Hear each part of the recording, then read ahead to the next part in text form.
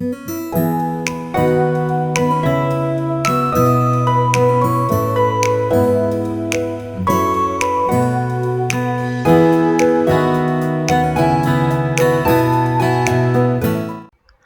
Hello, good morning, नमस्ते सगळ्यांना. जय भीम. मी सीमा. स्वागत आहे आपल्या सगळ्यांचं किचन सवंगडी आणि मी या चॅनलमध्ये. कसे आहात सगळे? आशा करते की तुम्ही मस्त, स्वस्त आणि आनंदी असाल. तर हा व्लॉग मी तुम्हाला कालचा शेअर करते. शक्यतो काल शूट केलेले व्लॉग हे दुसऱ्या दिवशी येतात आणि काल होता रविवार. तर कालचा रविवार हा म्हणजे रविवारची सुरुवात ही सकाळी साफसफाईपासून झालेली आहे. तर हे काम ना तसं बघायला गेलं तर फक्त 10 मिनिटाचं आहे. पण म्हणजे किचनचा ओटा किंवा म्हणजे किचनच्या पाठीमागची ही जी भिंत आहे, तर ही भिंत साफ करायची म्हटलं, की नंतर करेन, नंतर करेन असं म्हणता-म्हणता त्या 10 मिनिटाच्या कामाला मी जवळपास 2 आठवडे लावले. म्हणजे जवळपास 2 आठवड्यापासून मी प्लॅनिंग करत होते, की ही भिंत मला साफ करायची आहे. तर शक्यतो ना रोजच आपण म्हणजे किचनचा ओटा आणि किचनची शेगडी पुसत असतो. पण ही सगळी पूर्ण वरची जी भिंत आहे ना, ती तशीच राहून जात होती आणि या भिंतीवरती ना एक असा साधारणपणे असा तेलकट चिकटपणा आला होता वरच्या साईडला. तर म्हटलं की चला आज रविवार आहे, आज सुट्टी आहे, आज जास्त काही कामं नाहीयेत. म्हणून म्हटलं की आज सकाळीच हे काम काढते. तर कधीही साफ करायची असेल ना, तर सकाळी काढायची साफ करायला. कारण की सकाळी ना आपल्याला काम करण्यासाठी एक उत्साह असतो, कंटाळा आलेला नसतो. त्याच्यामुळे ना ही कामं सकाळी पटकन होऊन जातात. तर मी काय केलं, हा जो स्प्रे मी करतेय, तर तो स्प्रे ना या स्प्रेच्या बॉटलमध्ये मी पाणी आणि आपलं लिक्विड डिशवॉश असतं ना, तर ते साधारणपणे 2 चमचे घातलेले आहे. व्यवस्थित ती बाटली आपल्याला अशी हलवून घ्यायची आहे आणि ती स्प्रे करायची आहे. तर साधारणपणे फक्त 2 मिनिटासाठी पण ठेवलं नसेल मी. स्प्रे केलं आणि लगेचच बघायला लागले मी भिंतीवर, तर लगेचच ना त्याचा जो चिकटपणा होता, तर चिकट असे ओघळ पाण्याचे असे भिंतीवरून खाली गळताना दिसत होते. तर म्हटलं की चला आता याला काही घासायची वगैरे आवश्यकता नाहीये. तर साधारणपणे आपलं भांडे घासायचा जो स्क्रबर असतो ना, तर तो घेतला आणि तो फक्त हलक्या हाताने वर पुसून घेतीये. तर तुम्ही फक्त असा ओला कपडा जरी म्हणजे हा स्प्रे करायचा आणि ओला कपडा जरी फिरवला ना याच्यावरून, तरी खूप छान अशी लख्ख अशी भिंत निघते. म्हणजे चिकटपणा सगळा निघून जातो. पण म्हटलं की चला तसं पण करायचंच आहे, पण त्याच्या आधी थोडासा एकदा स्क्रबर फिरवून घेऊया. तर स्क्रबरने ना पटकन असं चिकटपणा निघून जातो आणि मेन म्हणजे ही जी भिंत आहे ना, तर ही एकदम प्लेन अशी लाद्या याच्यावरती लावलेल्या आहेत. त्याच्यामुळे ना असं तेलकट, चिकटपणा थोडंसं आपण स्प्रे केलं ना, तर लगेच निघून जातं. जास्त काही अशी रगडायची, घासायची गरज पडत नाही. तर या ज्या लाद्या जेव्हा बसवल्या नव्हत्या, म्हणजे माझं जेव्हा जुनं किचन होतं ना, तर अशी एक साधी आपली भिंत असते ना, वॉल पेंट केलेली, तर तशी होती साधी भिंत आणि चिकट फोडणीचे डाग वगैरे इथे ना शेगडीच्या पाठीमागे खूप दिसायचं. म्हणजे तेवढा असा गोल राउंडच ना, काळपट, तेलकट, चिकट असा दिसायचा आणि ते स्वच्छ देखील करता यायचं नाही. म्हणून मग मी वैतागून या अशा लाद्या बसवून घेतल्या. आता या लाद्या साफ करायला देखील म्हणजे सोप्या जातात आणि किचन देखील आपलं असं छान वाटतं.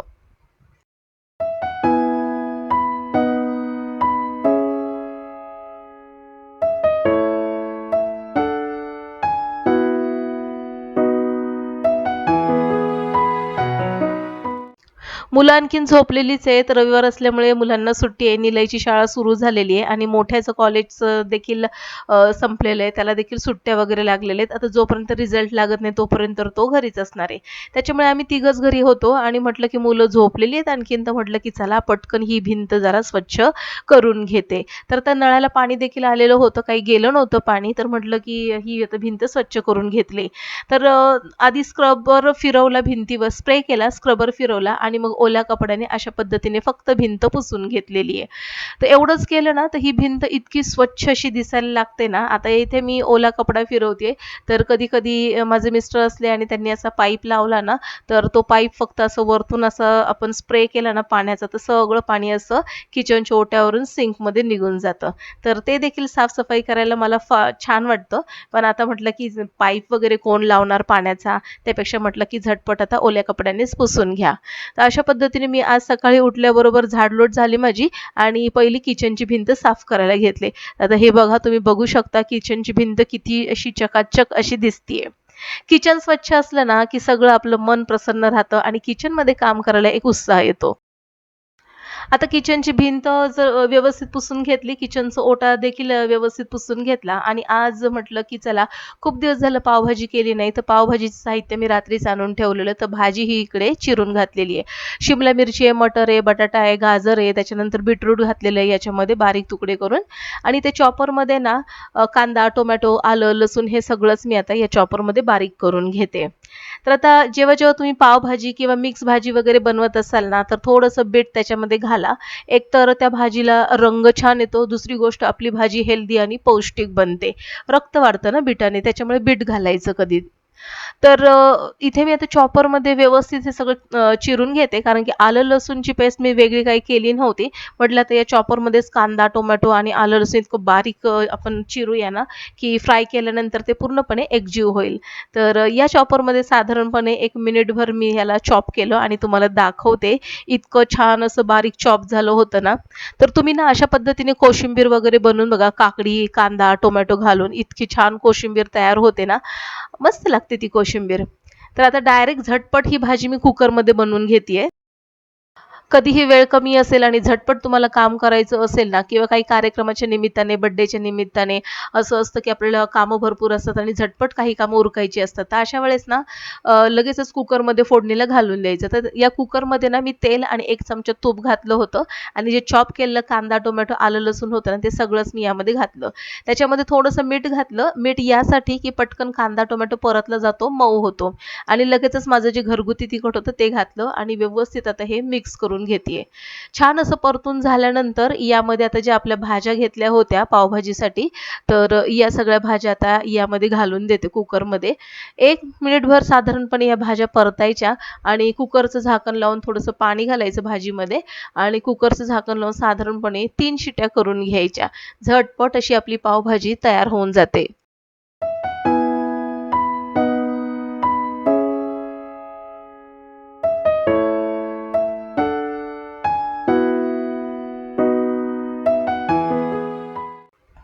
पावभाजी झालेली आहे. एका साईडला तो कुकर मी सरकवून ठेवला आणि निलय म्हणजे काल रात्री येताना मी म्हणजे बटर आणलं होतं. तर दरवेळेस माझ्याकडे अमूलचं बटर असतं. यावेळेस चितळे बटर मिळालं मला. तर म्हटलं की चला चितळे बटर आपण ट्राय करूया. तर निलयने पाव आणून ठेवले होते सकाळीच आणि निलयची फेव्हरेट पावभाजी.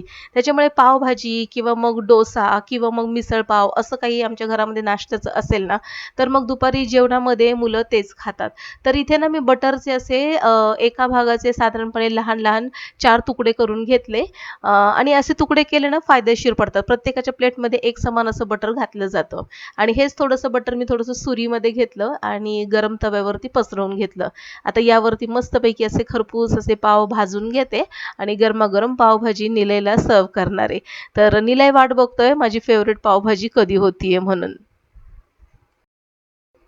आज रविवार असल्यामुळे सगळ्यांना सुट्टी असते आणि त्यामुळे काही कार्यक्रम वगैरे करायचे असतील ना, तर बरेच जण रविवार हा दिवस ठरवतात. कारण की बऱ्याच जणांना सुट्टी असते. सगळेजण या कार्यक्रमाला उपस्थित राहू शकतील या उद्देशाने.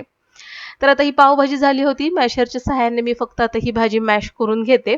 आता ही भाजी मॅश केली ना, आणखीन काही याला करायची गरज नाहीये. नाहीतर बऱ्याचदा असं होतं भाजी शिजवून घ्या, मग त्याला फोडणी द्या. डायरेक्ट फोडणी घातलेली पावभाजी एकदम वेगळ्या चवीची आहे आणि खूप छान जबरदस्त लागते. झटपट होते आणि सगळ्यात महत्त्वाचं आता तर गॅस सिलेंडरचे किती प्रॉब्लेम चालू आहेत तुम्हाला मात्र माहिती आहे. तर अशा पद्धतीने कुकर वगैरे वापरत चला. गॅसची देखील बचत होते, वेळेची बचत होते आणि जे पण काही आपण पदार्थ बनवणार आहोत तो झटपट होतो. तर आता ही मॅश केलेल्या भाजीमध्ये मी चिरलेली कोथिंबीर आणि थोडंसं बटर घातलेलं आहे आणि आता हे मिक्स करतीये. तर निलयला देते आणि त्याच्यानंतर लगेचच मी आता माझा नाश्ता करून घेतीये. कधीही जेव्हा आपल्याला साफसफाई करायची असेल ना, तर एकाच दिवशी सगळी साफसफाई कधीही काढायची नाही. कारण की एकाच दिवशी सगळी साफसफाई काढली ना, तर थकायला होतं आणि कामाचा कंटाळा यायला लागतो. त्याच्यामुळे हाती घेतलेलं काम देखील परफेक्ट होत नाही.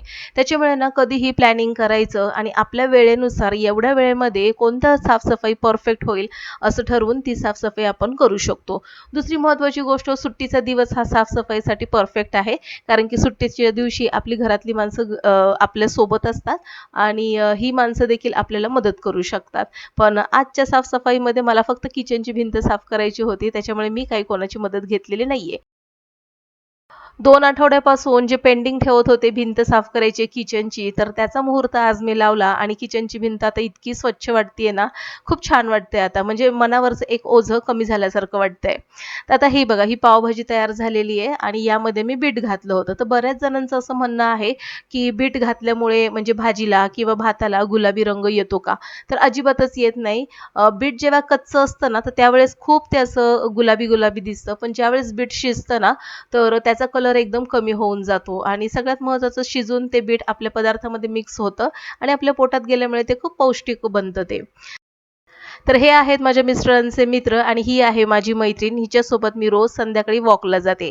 हाऊस ऑफ रू या शॉपचं इथे उद्घाटन झालेलं आहे, ओपनिंग झालेलं आहे. ही माझी मैत्रीण सगळ्या पाहुण्यांना काय हवं, काय नको बघते. तर आज ओपनिंगच्या निमित्ताने मी इकडे आले होते. तर सगळ्या जणी आतमध्ये बसलेल्या आहेत. तर म्हटलं की चला थोडंसं आतमध्ये जाऊन बसूया. तर ही बघा बुद्धांची आणि बाबासाहेबांची मूर्ती इथे ठेवलेली आहे आणि खूप छान अशी सजावट आहे. इथे सगळे पाहुणे मंडळी बसलेले आहेत आणि संध्याकाळी ना आता इथे 7:30 होत आलेले आहेत. ही जी लाँग स्कर्टवाली, ब्लॅक स्कर्टवाली जी मुलगी आहे ना, तिचं हे शॉप आहे आणि ही तिची कझिन आहे. आणि इथे आम्ही कॉर्नरमध्ये बसलो होतो. ही आहे मी आणि इथे हे बघा, हे पाण्याचं कंटेनर पाठीमागे जे ठेवलेलं आहे ना, इतकं जबरदस्त आहे. मला फार आवडलं. तिने ते ऑनलाईन घेतलेलं आहे आणि मी देखील विचार करते की ते मी घेऊ म्हणून.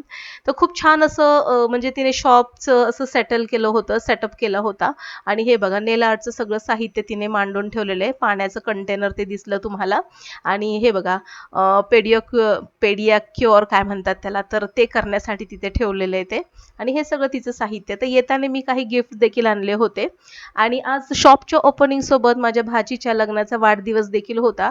तर माझ्या मैत्रिणीकडे मी साधारणपणे 10 ते 15 मिनिटं घालवली आणि मग इकडे मी आले. तर तिथे सोफ्यावर एक ब्राउन कलरची कापडी पिशवी माझ्या नंदेच्या पाठीमागे सोफ्यावर दिसते ना, रेड कलरची रिबन असले त्याच्यामध्ये गिफ्ट आहे. तर गिफ्ट काय घेतलं तर दोघींना एक साथच मी गिफ्ट मागवले होते माझ्या मैत्रिणीच्या मुलीला आणि भाचीला आणि हे गिफ्ट आणण्यासाठी मला अजिबातच वेळ नव्हता म्हणून माझ्या मुलाने Blinkitवरून ते दोन्ही गिफ्ट मागवले. या जोडप्यासाठी मी परफ्यूम मागवले होते, कपल ऑफ परफ्यूम आणि माझ्या मैत्रिणीच्या मुलीसाठी एक छान असा शोपीस मागवला होता. मला ते शूट करायचं होतं पण पॅकिंग फोडणं म्हणजे चुकीचं वाटलं मला म्हणून मग मी काही ते ओपन केलेलं नाहीये आणि ते गिफ्टचं देखील मला काही शूट करता आलं नाही कारण की संध्याकाळी माझी एवढी धावपळ चाललेली ना, तर म्हटलं की दोन्हीकडचा वेळ सारखाच होता. त्याच्यामुळे दोन्हीकडे एकसाथ तर जाता येणार नव्हतं म्हणून दोन्हीकडे थोडा-थोडा वेळ मी देण्याचा प्रयत्न केलेला आहे. आणि माझ्या भाचीला झालेला आहे मुलगा आणि हे तिचे मिस्टर तिच्या बाजूला बसलेले आहेत. तर इथे मी आता दोघांना थोडंसं ओवाळते आणि मग केक कटिंग होईल. तर या वेळेस इथे फक्त माझी 2 मुलं, माझी मावस सासू आणि माझी नणंद आणि हे दोघं जण जोडपी. तर एवढेच आम्ही हे मंडळी होतो घरामध्ये या कार्यक्रमासाठी. तर असा होता रविवारचा धावपळीचा दिवस आणि साफ दिवस. तर आजचा व्लॉग तुम्हाला कसा वाटला मला कमेंटमध्ये नक्की कळवा. आजचा व्लॉग आवडल्यास नक्कीच लाईक करा, शेअर करा, सबस्क्राईब करून बेल आयकॉन प्रेस करा. चला तर मग भेटू पुन्हा. तोपर्यंत बाय.